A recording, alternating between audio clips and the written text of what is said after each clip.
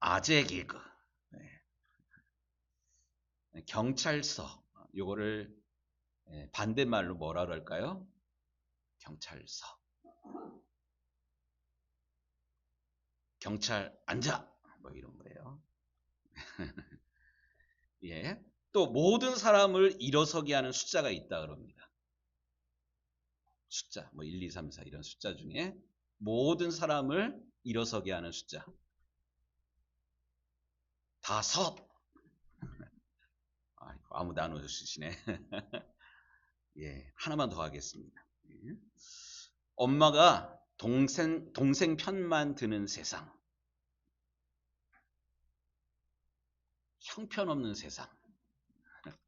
3명이 더 웃었어요. 예. 좀 분위기가 좀 가라앉아 있는 것 같아서 썰렁 개그, 아재 개그를 했습니다. 인생. 우리가 살아가는 인생. 여러분은 인생을 어떻게 정의 내릴 수 있으십니까? 인생이란 이런 거야. 어떻게 설명하겠습니까? 언젠가 한번 그런 이야기를 드린 적이 있는데 이런 이야기가 있어요. 인생이란 이런 거다. 어느 남자가 절벽에서 굴러 떨어져 가지고 낭떠러지로 떨어지다가 가까스로 나뭇가지를 붙잡았습니다. 발 아래는 수십 길 낭떠러지고요. 이 나무를 잡았기 때문에 그나마 살았다라고 안심을 하는데 가만히 보니까 내가 잡은 그 나뭇가지를 검은지랑 흰지가 왔다 갔다 하면서 갉아먹는 그런 거예요. 이럴 수도 저럴 수도 없는 그런 상황인데 절체절명의 이런 상황인데 이 벼랑에 나무를 붙들고 있는 사람은 위에서 뚝뚝 떨어지는 꿀을 이렇게 받아 먹으면서 야, 참 달다. 이 엉뚱한 그런 생각을 하는 것. 요게 인생이다라고 어느 글에 보니까 설명을 하고 있더라고요. 어떤가요? 절체절명의 그런 위기가 생각지도 않게 벌어지는데 빨리 이거 벗어나야 되는데 우리는 엉뚱한 것에 향긋한 꿀 향기에 매혹이 돼가지고 우리가 이렇게 절체절명의 위기 가운데 그 놓여 있다는 그 사실 자체도 잃어버리고 있는 것은 아닌가. 지금 우리가 오늘 본문으로 읽은 사도행전 21장 이 뒷부분에 보면 절체절명의 위기 가운데 놓이게 된 사도 바울의 이야기를 우리는 접하게 됩니다. 사도 바울은 1차, 2차 전도 여행뿐만 아니라 3차 전도 여행을 마치고요. 또 어려움에 처한 예루살렘 교회를 돕기 위한 연보, 구제 연보를 가지고 예루살렘 교회를 방문해서 하나님께서 어떻게 자기를 쓰셨는지, 이방인들이 어떻게 구원받았는지에 대한 그런 선교 보고도 하고 연보도 전해줍니다. 그런데 전혀 생각지 못한 그런 상황이 펼쳐졌습니다. 지지난 시간에 읽었던 바울이 율법이 필요 없다, 율법을 폐하라고 하였다라는 오해 아닌 오해가 유대인들 가운데 퍼져 있었습니다. 그래서 야고보 사도의 중재로 말미암아 이런 오해를 불식시키기 위해서 머리를 깎고 뭐 이렇게 하나님 앞에 서은제를 드리는 사람 그 비용을 대신 대면서 이 오해를 이제 불식시키면서 이제 3차 전도 여행을 마치고 어느 정도 좀 쉼을 갔나 싶었는데 오늘 본문에 보니까 전혀 의도치 않는 소동이 이 바울 때문에 예루살렘 가운데 일어나게 됩니다. 하나님 말씀을 좀 보실까요? 27절, 28절. 그 이래가 거의 참에 아시아로부터 온 유대인들이 성전에서 바울을 보고 모든 무리를 충동하여 그를 붙들고 외치되 이스라엘 사람들아 도우라. 이 사람은 각처에서 우리 백성과 율법과 이곳을 비방하여 모든 사람을 가르치는 그자인데 또 헬라인을 데리고 성전에 들어가서 이 거룩한 곳을 더럽혔다 하니. 아시아에서 온 몇몇 유대인들이 바울을 성전 모독하는 그런 사람으로 몰아세우면서 군중들을 지금 선동하고 있습니다. 사람들의 소리는 파도처럼 밀려오고 그를 인해 끌어내어서 죽이려는 그런 폭동으로 막 번지고 있습니다. 여기서 중요한 것은 지금 바울이 그다지 잘못한 것이 없다라는 사실입니다. 나는 억울하다 이렇게 말하여도 이 바울의 진심이 이 폭동을 막아내지는 못합니다. 이 세상의 바람이 이런 것 같아요. 그 사람이 옳고 그르고 어떤 사람인가 뭐 이런 것 중요하게 여기지 않고 이렇게 군중 속에 막 휩싸이게 되면 뭐 없는 죄도 만들어가지고 막 만드는 게 군중들의 속성입니다. 그러나 이런 혼란 속에 이 어려움 처한 이 바울 가운데 하나님은 이미 일하고 계셨어요. 바울이 위기 가운데 막 놓이게 된 이때에 생각지도 않게 천부장이라는 로마 군대를 이끌고 그 천부장이 달려옴으로 군대를 이끌고 달려옴으로 인해서 바울은 죽을 수밖에 없는 이 상황에서 벗어나게 됩니다. 그러니까 우리의 인생이 지금까지 살아온 인생이 가만히 보면 곧 위기다, 이제 죽었다, 이제 끝이다 이렇게 생각을 했는데 생각지도 않게 하나님께서 펼쳐놓으신 구원의 문이 위기 가운데는 반드시 있게 된다는 사실입니다.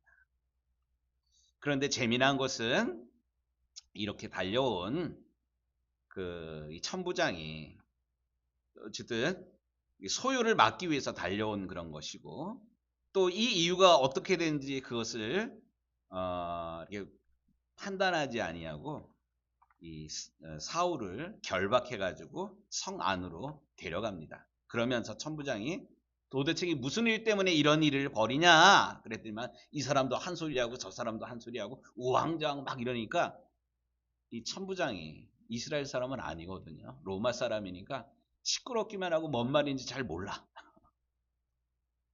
그러니까 바울을 어쨌든 이 소요가 더 이상 번지지 않도록 하기 위해서 사울을 달아가지고 들어가지고 성 안으로 이제 옮기는 이런 상황 가운데 이야기는 진행이 되고 있습니다. 그런데 중요한 것은 이러한 어려움 속에 이러한 혼돈 가운데 놓이게 되면 보통 사람들은 절망하게 됩니다. 이제 끝이구나. 절망 가운데 놓이게 되면 극단적인 그런 생각도 사실 하게 됩니다.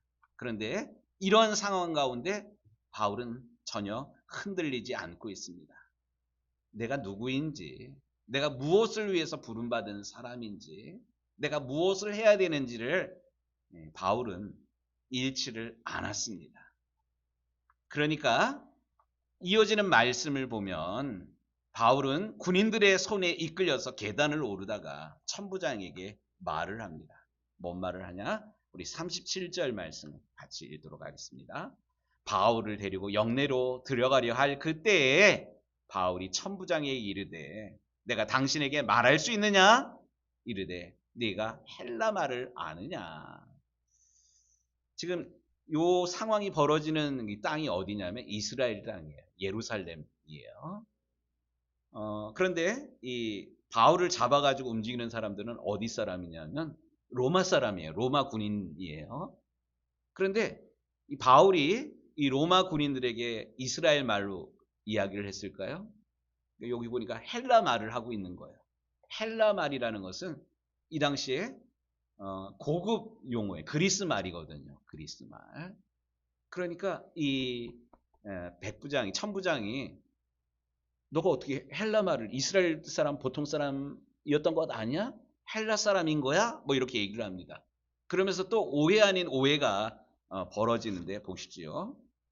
38절에 그러면 내가 이전에 소유를 일으켜 자객 4,000명을 거느리고 광야로 갔던 애굽인이 아니냐?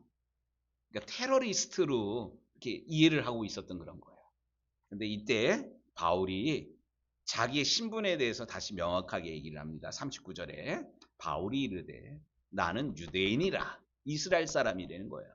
그리고 작은 동네 사람이 아니라 소읍이 아닌 길리기아 다소시의 시민이니 우리가 제가 요즘 쌀을 팔러 이렇게 다니다 보니까 지지난주에 우리 임장노님이랑 청주를 다녀왔어요. 한 시간 반 이렇게 청주를 갔다 왔는데 여러분들 청주 이러면 딱 떠올려지는 그런 이미지 혹시 있으세요? 청주는 무슨 도시? 교육도시 딱 나오잖아요. 청주에 대학이 5개가 있어요. 조그만 그 동네예요. 그러니까 옛날부터 청주 또 공주는 교육도시 이런 이미지가 있습니다. 지금 바울의 고향이 길리기아 다소이거든요. 죄송합니다. 저 평창 산골이 아니라 화전민이 있는 그 동네 사람이 아니라 나는 문화의 도시 길리기아 다소 사람입니다. 나는 유대인입니다. 또 사람들을 선동해가지고 테러를 일으키는 테러리스트가 아닙니다. 이렇게 바울이 자기의 신분에 대해서 명확하게 이야기하고 있습니다. 바울이 이렇게 자기를 이렇게 소개하는 그런 이유가 뭘까요? 나 죄 없어요. 뭐 이런 얘기를 하려는 게 아니에요. 이 다음에 이야기하는 그 말 속에 바울의 의도가 있는데 그게 뭐냐면 청하건대 백성에게 말하기를 허락하라 하니 그러니까 테러리스트가 아닌 또 시골 잡사람이 아닌 것을 확인한 다음에 바울이 사람들 앞에서 연설할 기회를 얻게 됩니다. 그 연설이 이어지는 22장에 나오는 바울의 자기 변명이에요. 그 자기 변명이 내는 게 나 잘못 없는 사람인데 왜 이럽니까? 이런 것이 아니라 바울이 사람들 앞에서 설교하기 위해서 이 천부장에게 끌려가는 그런 과정 가운데 그냥 끌려가지 아니하고 어떻게 하든지 복음에 대해서 예수님에 대해서 자기의 삶에 대해서 이야기할 기회를 삼고 있는 것입니다. 중요한 건 우리가 살아가는 인생은 예상치 못한 폭풍으로 말미암아 움찔하는 그런 경우가 참으로 많습니다. 그게 갑자기 건강 문제가 생긴다든지 또 가족 간에 갈등이 생기면 제가 지난주 월요일 날 쌀을 한 10개 정도 팔아야 돼가지고 서울을 갔다가 초등학교 때 친구들을 한 4명 밥을 샀어요. 우리 딸아이 결혼식 때 부조는 했는데 오지 않았던 친구들. 근데 친구들이랑 만나가지고 이렇게 이야기를 하다 보니까 한 친구가 자기 삶이 참 어렵다라는 그런 거를 이야기를 하더라고요. 이 친구는 고대 수학과를 나오고 하여튼 인재예요. 또 아버지 회사를 물려받아가지고 일을 이렇게 하는데 생각지도 않게 폐암이 발견이 된 거예요. 그리고 요 사이에 아내가 유방암이 발견이 돼가지고 치료해서 완치되었다고 생각을 했는데 결국 이걸 넘지 못하고 재작년에 아내를 먼저 보낸 그런 상황이에요. 그런데 건강도 잃고 아내도 잃고 그러니까 이 친구가 되게 여러 가지로 힘든 그런 상황. 근데 이 친구가 평상시에는 무척 밝은데 이런 얘기를 하더라고요. 요즘 친구들 만나가지고 이렇게 식사를 하면 그 전에 내가 밥을 샀는데 알게 모르게 내가 자기가 신발끈을 이렇게 메고 있는 모습을 봤대. 신발끈을 왜 매는 거예요? 살 형편이 안 되니까 이 계산해야 되는 이 타이밍을 이렇게 미루기 위해서. 이 친구가 전혀 그런 친구가 아니었거든요. 그러니까 이 친구가 이렇게 어려운 얘기를 하니까 우리 친구들이 힘내라고 너무 어둡게 생각하지 말라고 또 뭐 저도 그렇고 다른 친구도 교회 다녀보는 게 어떠냐고 이렇게 권면을 하게 됩니다. 그러니까 생각지도 않았던 그런 일들이 우리 인생 가운데 막 터져요. 하나 잘 곱이 넘어가나 했는데 생각지도 않게 건강 문제가 생기고 가족 간의 그 갈등 때문에 왕래 안 하는 그런 일들이 가족들이랑 싸우려고 우리가 이 세상에 태어난 건 아니잖아요. 생각지도 않게 이런 문제도 생긴다는 말이에요. 또 괜한 주변 사람들이 던진 이 한마디 때문에 의기소침해져 가지고 왕래하지 않고 바깥 출입하지 않고 내 마음의 문을 꽁꽁 걸어 잠그는 그런 일들이 우리 가운데 생각지도 않게 왕왕 생깁니다. 마치 절벽 끝에 떨어지는 사람처럼 흔들리고 있는 가지 하나를 겨우 힘겹게 붙잡고 있는 이런 상황. 그런데 지금 사도 바울이 이런 상황 가운데 떨어진 것이거든요. 그런데 바울이 우리랑 좀 다른 것은요, 이 절망 가운데 포기한 그런 것이 아니라 하나님께서 열어놓으신 구원의 문, 오늘 바울의 경우 같은 경우는 생각지도 않게 사람들한테 막 맞아가지고 죽게 되는 이 상황인데, 천부장이, 백부장이 아니라 천부장이, 로마 군인들이 와가지고 이 소유를 진정시키기 위해서 바울을 데려가는 그런 거예요. 데려갈 뿐만 아니라 데려가는 그 과정 가운데 바울이 천부장에게, 내가 당신에게 좀 이야기할 거리가 있는데 이야기하기를 좀 허락해 달라고, 뭐 이런 이야기들도 바울이 펼쳐나가고 있습니다. 이 흔들림 속에서도 바울은 전혀 흔들리질 않습니다. 그러고 보면 믿음의 사람이라는 것은 살아가면서 전혀 폭풍을 경험하지 않는 사람이 하나님의 사람이 아니라, 폭풍 속에서도 길을 열어놓으신 하나님의 길, 하나님의 구원의 문을 하나님께서 열어놓으신 도움의 손길을 붙잡는 사람이 바로 믿음의 사람이라는 사실입니다. 이제 한 해를 마무리하고 또 새로운 2025년, 26년을 살아야 되는 이때에 나는 어떠한 인생을 살고 있는지 내 스스로를 좀 점검해보는 이 아침 시간이 되기를 원합니다. 주님, 내 인생이 설령 바람 속에서도 우리 예수님이 나의 구주라는 그런 신앙만은 놓지 않는 믿음, 그 믿음을 소유한 제가 되게 해주십시오. 억울한 순간에도 주님이 열어놓으신 문을 볼 수 있는 눈을 열어주옵소서. 흔들림 속에서도 흔들리지 않는 마음의 평안을 나에게 허락하여 주옵소서. 이렇게 새롭게 기도하게 되는 우리가 되기를 원합니다. 바울은 지금 계단 위에 서서 군중들을 향해서 오히려 담대히 복음을 이야기했던 것처럼, 오늘 우리는 지금 서 있는 자리에서, 아니 흔들리는 세상 한가운데서 흔들리지 않는 진리, 우리 주님을 오히려 말하는 복된 인생이 되기를 원합니다. 그렇게 주님 앞에서 바람을 두려워하기보다는 바람 너머로 바라보는, 바람 너머를 바라보는 빛나는 믿음의 길을 선택하는 우리가 되기를 주의 이름으로 축복합니다. 오늘이 대강절 첫 주일입니다. 대림절. 예. 작년부터 대강절이란 용어 말고 대림절이라는 그런 용어를 쓰기로 했는데, 대강절, 대강 보내게 되는 것 같아가지고 그거 말고 주님 오심을 고대한다. 림, 주님 오심을 기대하는 그런 절기. 예, 좋습니다.